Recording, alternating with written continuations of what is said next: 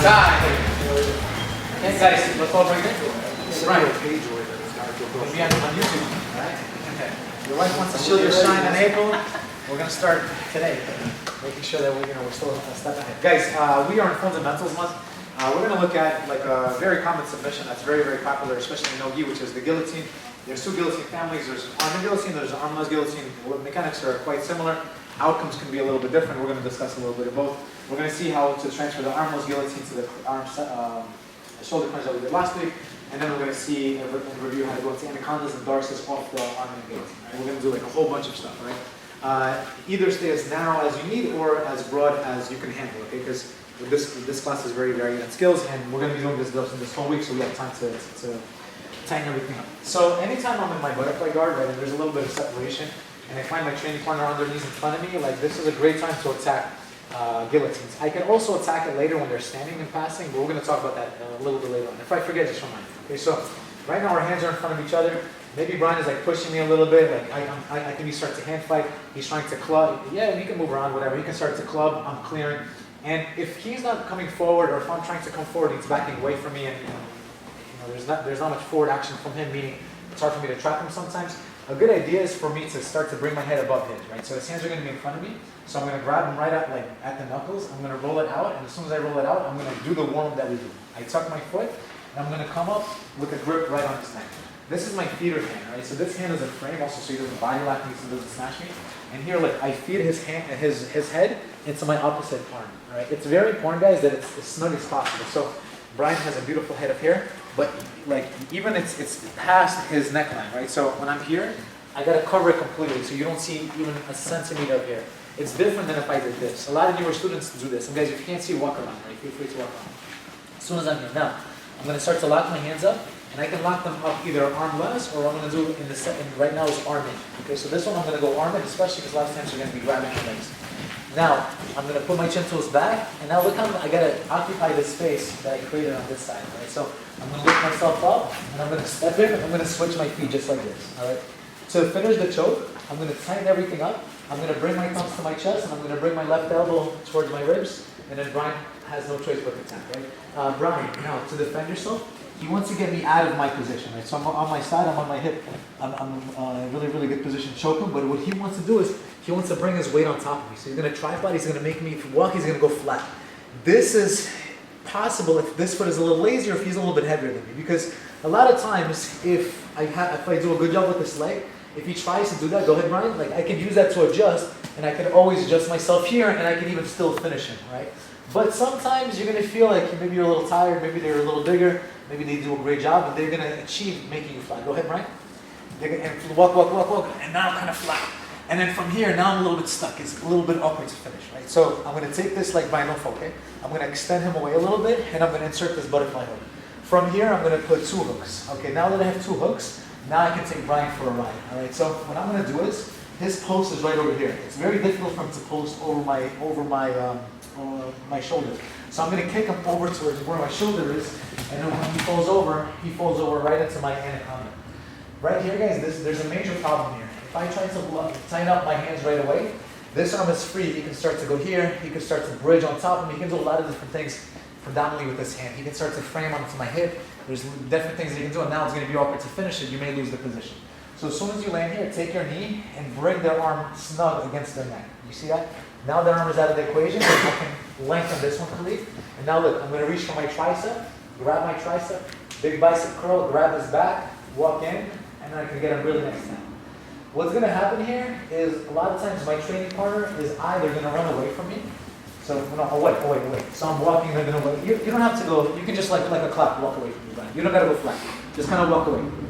Run away from me. So that's towards me, Brian. You're going to go, you're like this. You're going to walk away to deny me, because if I am here, if I walk and then I trap your leg or I trap your body, you're done.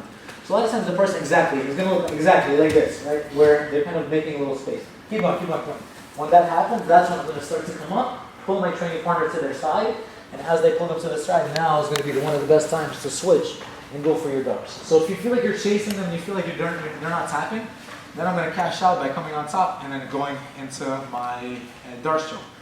Let's do the whole thing. If they're not coming up, I can also come up on my own accord, right? So I clear the hands, I come up, I feed. As soon as I feed, my chin is nice and snug. I go right over his arm, and I lift like park right into my arm and guillotine, right? Now, I finish him, that's part one. Part two, he tripods up, he makes me flat. So I extend him away, I put both of my hooks, and now look, I'm gonna sweep him over my left shoulder, just like this. Now, sometimes he will come up onto his knees as well, right? So come up onto your knees. Go, go, go.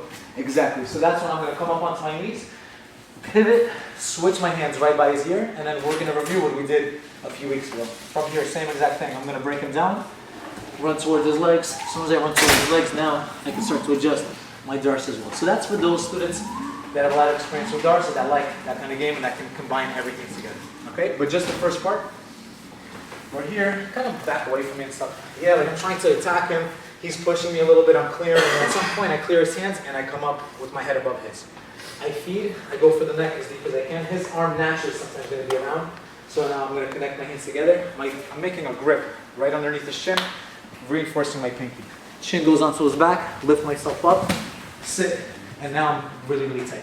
Try to like hang off of your training partner. Okay, from here, thumbs come up, elbow comes in, it's a pretty tight chin. So that's just the part one, and part two, they tripod up.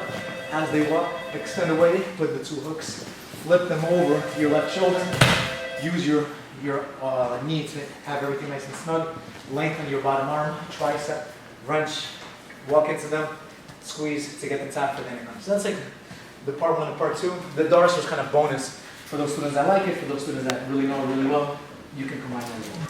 All right, let's do it. So if I have my left arm around their neck, I'm pulling to my left side. It's uncomfortable because you don't have a base on that side. The reason everyone wants to pull to the other side is because they have like a free hand that they can kind of balance or something. No, but you got to commit to it and think of your training partner as like part of you, right? Like you want to like drag them together. So when you're falling, you're not disconnected. You're staying connected, which now helps you with the choke, right? Let's talk about a couple of other things then, and then we'll go back to the first part. So one thing is, if like Brian is really good at leg attacks, right? He's really good at butterfly guard. He's really, really good at like going to shin on shin, going for different leg attacks, reverse the heel, whatever. He's good at all these leg entanglements. A very good idea for me to do is to be like in a resting stance and keep my legs away from him, and having my head low. Because now, when he tries to grab my legs, my head is in his way, and now I'm able to start to go around him in various ways. So a lot of times, people are going to assume the stance in front of you, especially if they don't want you to connect them, you to their leg, right? So sometimes at higher levels, right? Go ahead. So do whatever you want. Oh, you're on camera. All right, get a little even. So see, come on. Do that again. Oh, he fixed it. Yeah, exactly. The head is low. I'm trying to go for the legs. The head is low. Sometimes I'll be able to just snatch it just from that seated position. Same thing. Chin goes onto their back, and look, same thing. I fall, switch my legs, and now I can finish him. This time I chose the armless guillotine. The mechanics are very similar. Thumbs to my chest, right elbow to the hip, and I can finish him with a really tight guillotine. Right. So again. They're in front of me, I'm trying to connect myself, I'm trying to get their legs, and I recognize they're keeping their head very low, all right? Why? To make it difficult for me to enter into their legs, right? So from here, look, I just do the same exact thing. I feed it with my hand, chin goes to their back, and I can finish them, all right? So you can always do that. The part two of what we were doing, let's go back to the knees, is anytime I clear, let's say I came up, my head is above his, I do the feeder position, I go for the guillotine, and now I chose arm less instead of arm in, all right? If I chose the arm less, this is like a quicker finish, but there's less follow-ups. But let's see what we're gonna do. So now I start to fall for the arm less. In a perfect world, I would bring my forearm in between his arm and his neck. So that when I start to fall, Brian can now defend himself very, very well. Brian, tripod up into him. He just chokes himself, not much happens. His perfect defense would be if I miss with my elbow and he gets his arm around my neck. Exactly. And now stack me, Brian. Now I feel stuck. You see what I'm saying? Now I didn't get my arm in the right spot. I don't have my arm over his arm, and now I'm kind of like in this position where it's very difficult for me to sweep him, and I'm kind of stuck. So notice this. So that's when I'm going to do the same thing. I'm going to put my two butterfly hooks, and now I'm going to use his arm against him by letting go of his neck, pushing him forward, and now I'm back in my shoulder crunch. So anytime they defend the armless guillotine by going over your neck, now you're back in the shoulder crunch. Away, they put their weight into you, and now as they put their weight into me, now I can take him to the opposite side, and I can shoulder crunch him. So if you were here last week, if you really like shoulder crunch from last week, you can combine it. Anytime you go for a guillotine, maybe it's a fake. You just want them to defend themselves. The number one way to defend against a guillotine, any guillotine, right? So you have a guillotine on me, guillotine. We're gonna work on the videos. All right. Anytime we're in a guillotine and this arm is free, so do this. All right. Now I stack them. Brian, how do you feel? Good. And now look, I can start to free myself. This is when he can attack this arm and shoulder crunch. Bam. And now he's in the shoulder crunch. Now he can light me up, sweep me left, right, whichever way. All right. So a few ideas. But go at your pace, all right? Some of us are a little more advanced than others, so clean up the first part, or if you're ready for this part, you want to do the shoulder crunch, go ahead right away. Call Juan and I over for any help. Yeah, 1 second, yeah. What's the optimal like grip when you're going for the guillotine? Super, I just keep this, my same Levi's that I've been wearing, since childhood. All right, just a few sizes bigger, making a fist, grabbing my thing. All right, just very basic. It's 2 pulling grips. I'm pulling this into his neck and reinforcing this one together. All right, very, very simple. Just like this, make sure your chin is nice and snug, and make sure you're at this angle, all right? Nice and tight. Arm in or arm less, and you still want to keep the integrity of this hand. Cool? Okay.